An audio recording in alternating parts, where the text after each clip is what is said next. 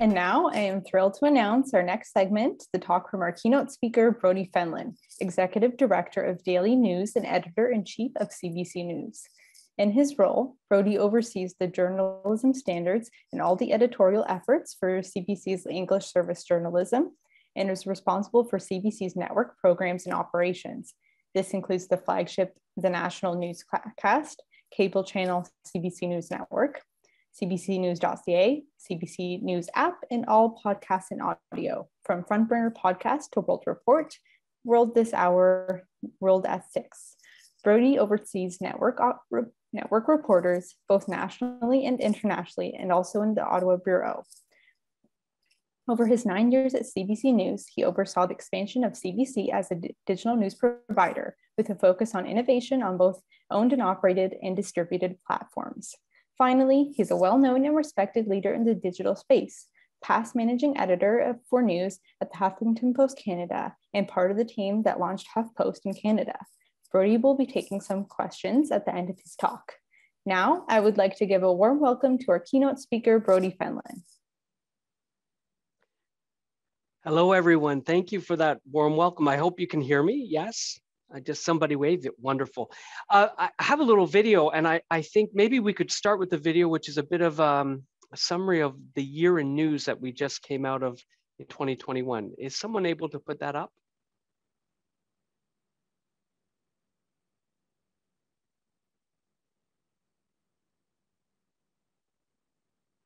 I'll just wait and someone can give me a signal. There we go.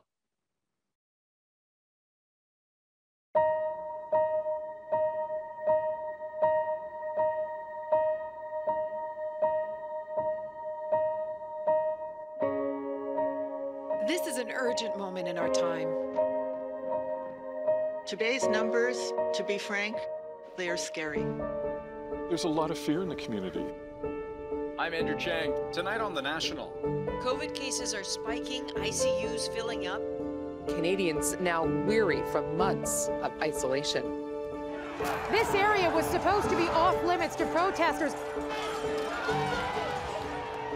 So help me God. Congratulations, Mr. President. There's a different energy, a shared, we've been through something.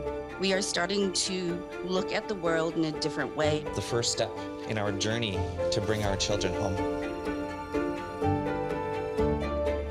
He has a bigger purpose than just putting the ball in the hoop. I'm trying to give back as much as I can. I'm trying to change lives. We're showing that community is where the strength is. Flooding entire neighborhoods. As our pilot pointed out, he's never seen anything like this. Got cars underwater. I want to leave the world in a better place for my kids. Owning up to their mistakes and say, we need to do something about it. I really hope that at the end of this, we can become stronger. To win it for Canada! Canada came! Canada conquered! Canada gold! When I looked up at the scoreboard, the camera was on me, and I knew I did it. Boy, this is a great day. Don't get frisky. I'll probably feel maybe 10 years younger. Overwhelming gratitude. Can't wait to actually see him and hug him. And fantastic. Thank you very much. You have given me the most profound experience. I'm so filled with emotion about what just happened. I cannot think of a better person to meet the moment. It was an unforgettable moment. He's my brother, man. I would do anything for him. Music is there for us to listen to. It was important for you to feature Black Canadians. Folks do want to share their stories. They just need to be asked. A little bit of light came and pushed away a lot of darkness. Get back, Jennifer.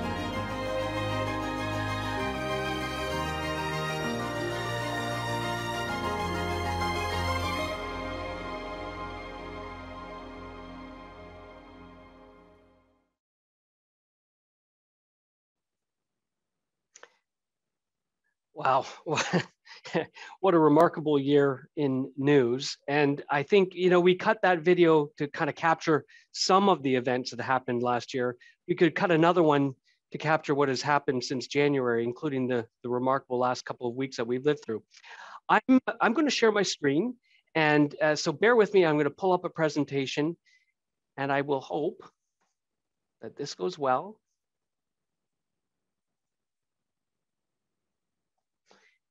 And if someone could give me a signal that they see my title slide. Yes, we're good. Okay. Thank you so much for having me. My name is Brodie Fenlon. I am the editor-in-chief at CBC News. A little bit about me. I started my career in newspapers as a reporter. I moved to digital, as you heard. I moved to CBC in 2013, worked my way up. I took a year off to teach journalism, but I was pulled back to this incredible place and made editor-in-chief a few weeks before COVID-19 really hit and forced most of our staff out of the newsroom. And what a remarkable couple of years. As you've just seen, 2021 was incredible. The year before was incredible. I have never lived through such a news cycle. And we're going to talk a little bit about that in a moment. I don't want to assume that people know what CBC is all about. So really quickly, CBC is the public broadcaster of Canada, and we are federally funded by the federal government. We are independent, though, and operate at arm's length of that government. So we are not a state broadcaster, which you sometimes hear about. The government doesn't have control over our programming. And certainly within the news division that I oversee, we are completely independent. CBC began as a radio service in the 1930s. It was largely a hedge against American influence on culture and information in Canada. The government thought that it would be important to build a cultural institution and provide news, programming, entertainment, in part to build a nation and to counter the airwaves that were coming across the border from American programming. So we began in radio, moved into television, and of course now in digital. We are mandated under the 1991 Broadcasting Act, which is under review, but it's a long and old act. Our current mandate is that we provide programming to the country that informs, enlightens, and entertains. We are predominantly and distinctly Canadian. We must provide service in English and French of equivalent quality in both languages.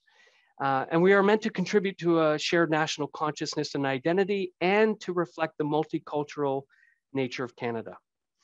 So you have two services, CBC, which is the English service, and Radio-Canada, the French service. And we have stations that offer television, radio, and digital across this country in 6 time zones, offered in English and French, but we also offer programming, for example, in 8 Indigenous languages in the North. And we make a bunch of stuff. So CBC makes comedies and dramas and sitcoms. We have a streaming music service. We are the biggest podcaster in Canada. We have sports programming, just finished the Olympics in Beijing. We have children's programming, and we offer the same in French, again, across the country. Money makes the world go round.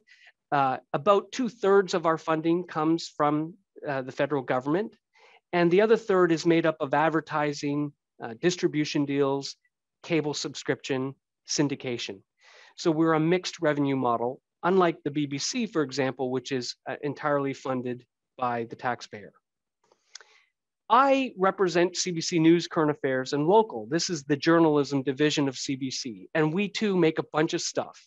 Newscasts every day on radio, television. We have a 24-hour news channel, CBC News Network. We have the biggest digital news app and news website in the country. We have podcasts, a lot of local and national programming. I'm here today to talk about trust and the challenge of trust in journalism, trust in CBC. The next few slides I'm going to show you come from the Reuters Institute at the University of Oxford. And this organization does a great global survey each year, measuring a number of factors, attitudes towards digital journalism, news brands, and also trust.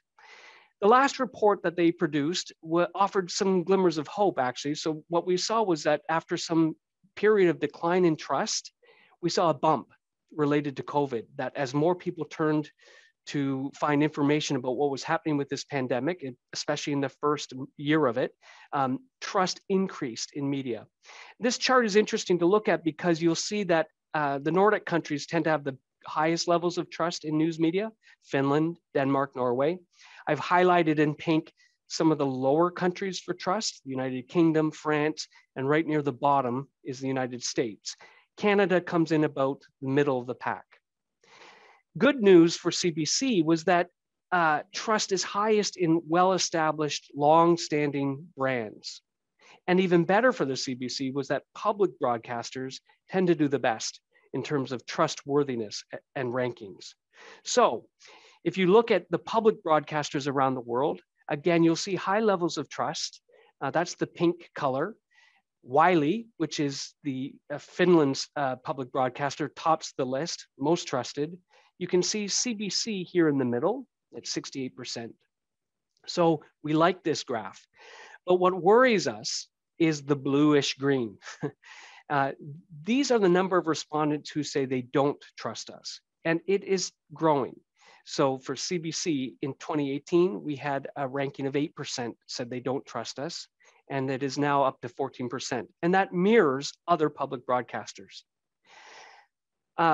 Even more worrying is the general lack of trust in news media that seems to be growing.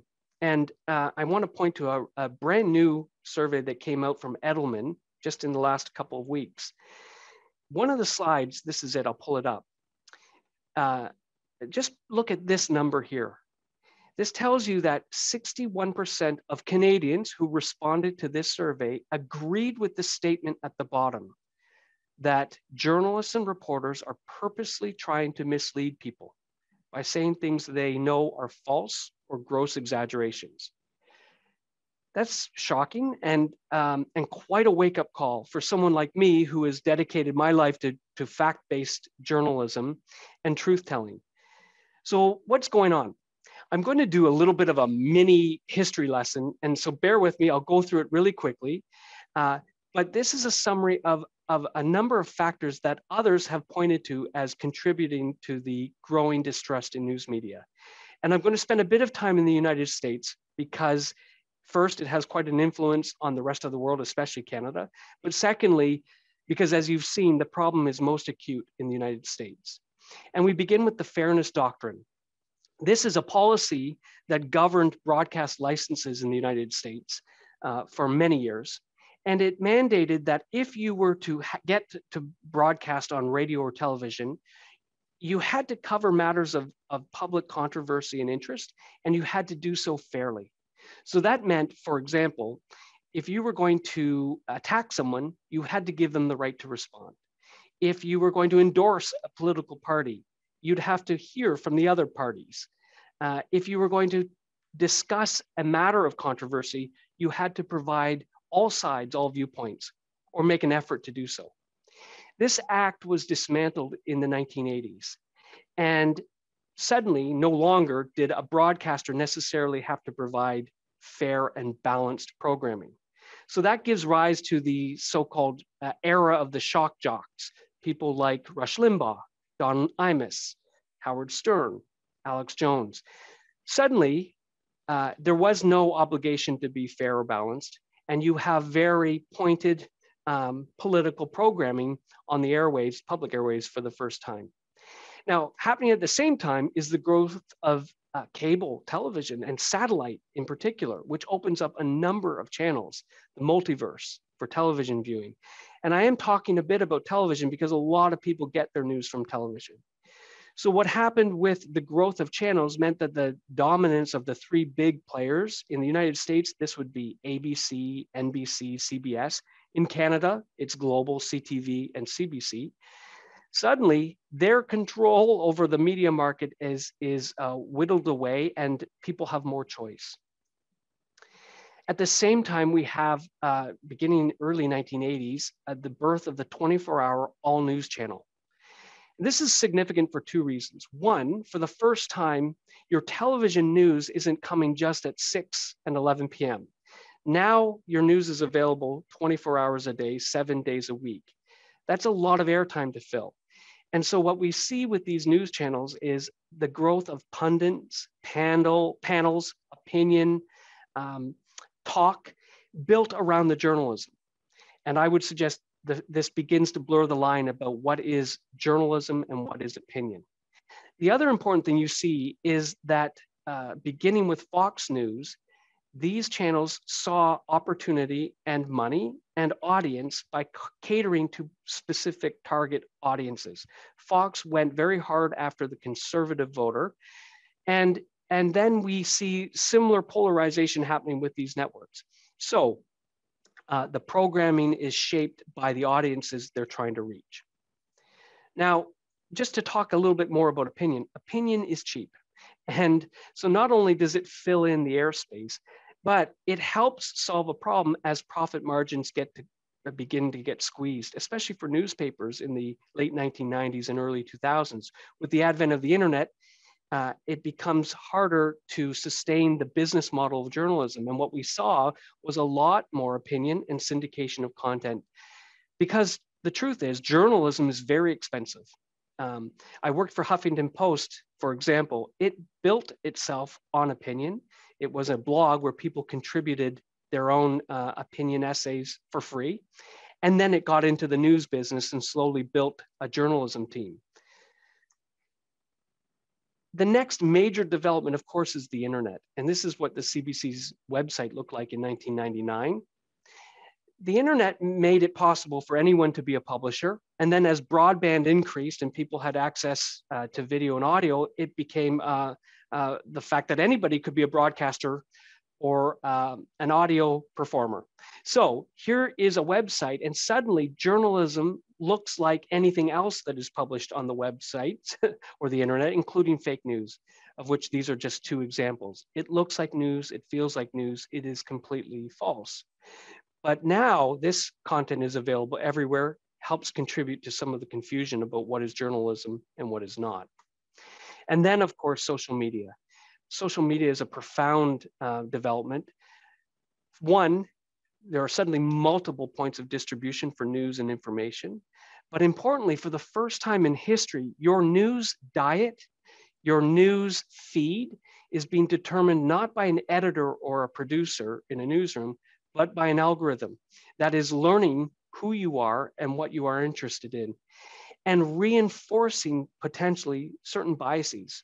So this leads to what has been described as the filter bubble effect, where suddenly my feed is very different from my neighbor's feed. What I am hearing about the world is very different. And I don't know if any of you are on TikTok, but that's the kind of latest platform. But TikTok is an incredible algorithm, and your video feed on TikTok, again, will look incredibly different from even the people you live with, because it is learning and reinforcing what you are most interested in. So the challenge here, of course, is that the worldview and the news diet narrows based on your own interests. And secondly, this ecosystem is primed for abuse. And what we see are bad actors, including state actors, using social media to disrupt everything from elections to civil order, looking to polarize, looking to sow division and social unrest.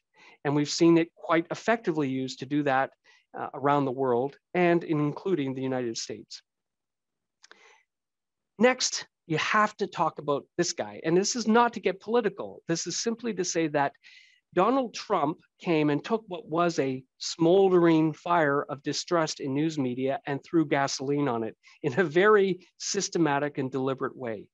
He worked repeatedly to undermine trust in media, or the so-called mainstream media. He used the language of fake news and the enemy of the people. And this really did have an effect in terms of growing distrust among certain members of the public. We heard in Canada the language of Trump suddenly being used to criticize our work. And so certainly Donald Trump has had some impact. So what's happening in Canada? Well, yes, we too are seeing some of these trends. We see a rise in populism. There's absolutely increased polarization, which has been accelerated because of COVID. I'm sure many of you have families or friends where there are divisions based on understanding of COVID, understanding of how you combat this pandemic. We see bad actors and bots and state actors trying to manipulate information in all of these spaces in Canada. We see the rise of alternative media in Canada, which is also for political and business reasons being very proactive in trying to undermine distrust in, again, the so-called mainstream or legacy media. And you see some of this language appearing with opinion makers, leaders, personalities who are demonizing the mainstream media. You know, if you hear someone say, for example, here's what the media don't want you to know, right away you are venturing into conspiracy land. But we hear that kind of language often and by reputable people as well as the so-called fringe. Finally, I want to be clear that we have our own reflection to do as news media. This is not just an external issue. We make mistakes. Journalism is a human endeavor and humans are flawed. We can make mistakes around precision. We have unconscious bias. We miss voices and perspectives. And by doing that, we alienate certain members of the public. We have contributed, I think, to confusion about what is opinion versus what is journalism. So we absolutely have our own role to play. But there are a number of external factors. And I want to just talk about what happened this past weekend as the culmination of these trends. Two things happened on this weekend. One, we saw record audiences to our news coverage. And so that tells me that people still turn to mainstream media like the CBC when it matters and when they need fact-based journalism. The other thing we saw, though, was some of the most highest levels of harassment and abuse of journalists that I've seen in my career. And it took many forms. And this has occurred over the last number of weeks, from things being thrown at journalists, being harassed and surrounded while doing journalism out in the field. This is from Saturday in BC. You can see our videographer, his camera is pushed off his shoulder and protesters spit on him. And that kind of harassment and abuse is mirrored online in significant ways too. So I won't dwell on these images, but this is the kind of stuff that is sent to us, unfortunately, regularly. Suggestions that we are a virus, that we should be hanged, that we will be subject to extrajudicial trial and violence. It's worrying. What are the solutions? Well, I'm going to walk through a few of them. These are they, but I must admit, sometimes it does feel a bit like the myth of Sisyphus. In terms of standards, we have them, we publish them, we are held accountable to them. Any Canadian in this country can appeal, and if they believe we haven't lived up to the promise of being accurate, fair, balanced, and impartial, or acting with integrity, and they can appeal and file a complaint. We get thousands of them, we respond to them, and if people aren't happy with our response, they are able to appeal to an independent ombudsman who will publicly review our journalism. So that's one act of transparency and accountability that we think is really important for reputable news organizations, and we take it very seriously. We try to explain the journalism. I have an editor's blog, and I'm always trying to peel back the curtain and explain the decisions we make and how we cover news. We correct our errors transparently. We tell the audience always what we got wrong, how we fixed it, and why. And we track all of it and hold ourselves accountable to it. So for example, we have on our website, you can look up every error and correction that we've made. So again, public accountability. And we're trying to educate and authenticate journalism. So education. Last year, a number of journalist organizations got together to build awareness about the growing levels of harassment that journalists are facing. On the authentication side, a number of international efforts are underway to try to stem the tide of disinformation and misinformation. So for example, Project Origin is about using blockchain technology to authenticate original journalism and to limit its corruption by bad actors who look to use a photograph or a video and turn it into disinformation. The Trust Project, we're a member of this organization, which is about setting best practices, things such as an ombudsman or corrections. And we are a member of the Journalism Trust Initiative, which is about an international global standard of quality journalism to which CBC or any other organization could self-assess or conduct an audit. And finally this, taking every opportunity to speak to people, to explain the journalism and to take questions, which I hope you have many, and I am really excited about hearing them and doing my best to answer your questions. So thank you for this time. I'll stop sharing my screen and I'll turn it over to the moderators. Let me just, give me one moment. Great, thank you, Brodie. That was really interesting. So I think we have some time for a couple questions. So the first question is, what kind of efforts does CBC do internally to provide a balanced perspective for multi-ethnic and multilingual audiences? Oh, thank you. It's been a big subject of debate for the last number of years on how do we become more inclusive in our journalism. And I won't run down the litany of things we're doing, but it includes everything from ensuring we have more voices at the table, training for how to conduct story meetings so that they're inclusive of multiple perspectives and viewpoints, hiring, setting targets around underrepresented and equity deserving groups. It's an active discussion and there's a lot of work and critical work that's happening around being more representative of this country. Certainly journalists and newsrooms have been predominantly white over many years. We are changing that. And so there's a lot of efforts around racial diversity, but also around ability. And we're mindful of things such as regional representation and political diversity. Great, and I think that you kind of brought this up at the end of your presentation when we were talking about especially our current climate. What would you say is the role of the media in combating racial hate? Can the media do anything to intentionally or proactively? Proactively address, well, it's by telling the story. I mean, our superpower is doing journalism on any of these issues and bringing context and expertise to bear. So that's where we start. Are we telling the stories? Are we looking for those stories? And are we finding a way to elevate them to audiences both locally and nationally? And that's how we do it. And again, at the same time, doing everything possible to be fair and accurate and balanced so that the audience trusts the stories we tell, because without trust, we're lost. And I would say without news media, democracy is at risk. So it is all very important.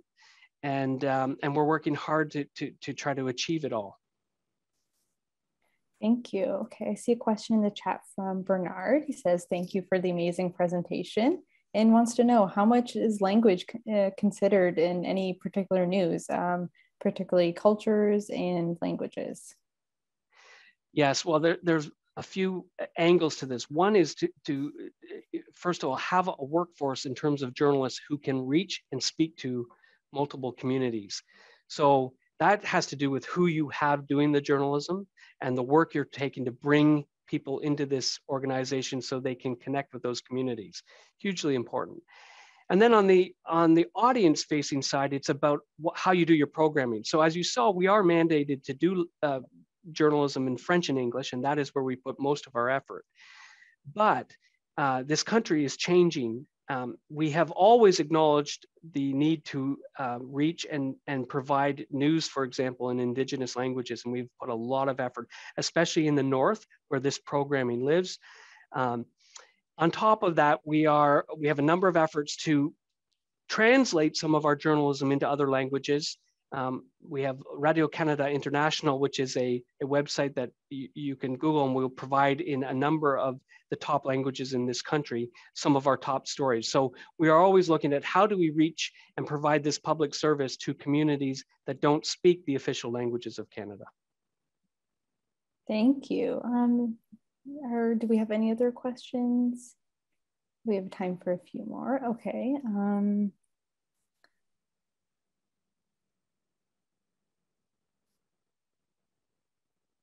Sorry, I see a few coming in here.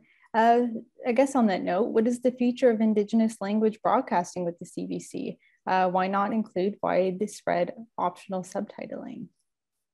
Oh, it's great. And we are fully engaged in trying to do more of it, not just special events like the Olympics, but more in regular programming. Certainly, we offered multiple languages when we do events like elections and those core democratic stories we cover. And so full engagement. I think the only challenge for us is that the audiences are moving in multiple places to get this content. So how do we provide, for instance, transcription on and ensure it's of high quality on YouTube, on streaming, on television? So it's an active conversation for sure, and really important to the CBC. As well, Indigenous languages, I believe we will see far more effort around this, although CBC is absolutely a leader. Right now, we're undergoing a major digitization of all of our language content in Indigenous languages in the North, so that we preserve those records and many of those languages, some which no longer exist.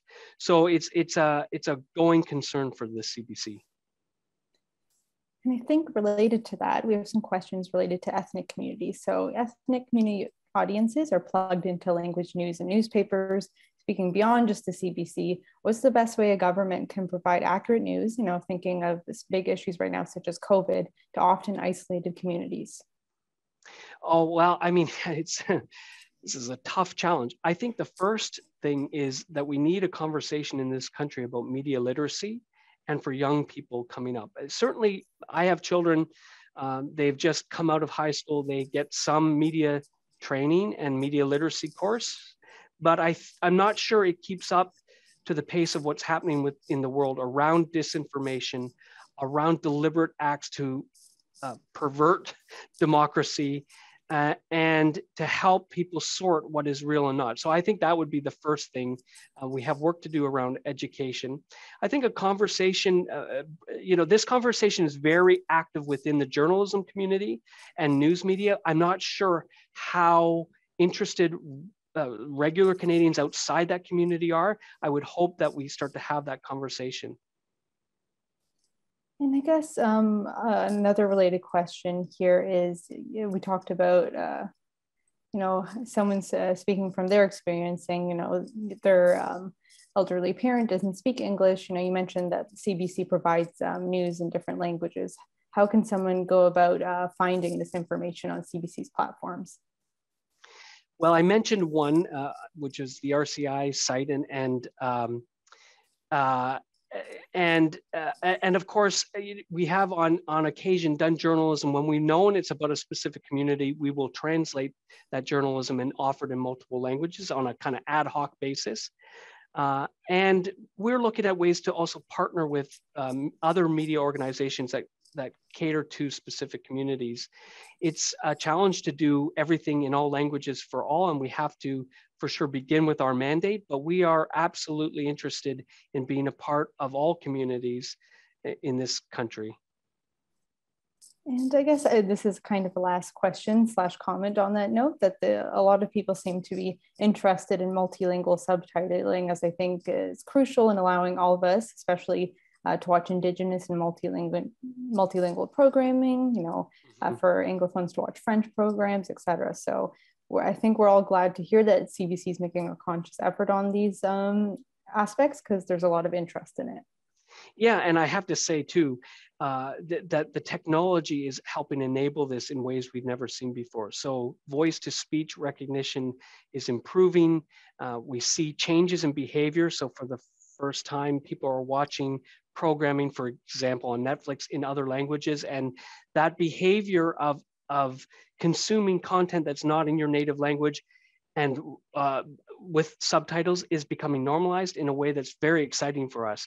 Certainly other news organizations, including the BBC, have used artificial intelligence to translate their journalism and create multiple versions of their stories for audiences around the world. So we're interested in all of it, yeah. Well, thank you so much, Brodie, and thank you for taking these questions. Your talk today was so interesting, and I think we all agree that it's such a vital topic for right now. So everyone, help me in thanking Brodie again for attending and sharing his insights. And please, I believe we shared in the chat, but please check out Brodie's recently published editorial on this topic as well. So thank you, Brodie. Thank you so much. A pleasure being here, and I hope you have a great conference today. Thanks.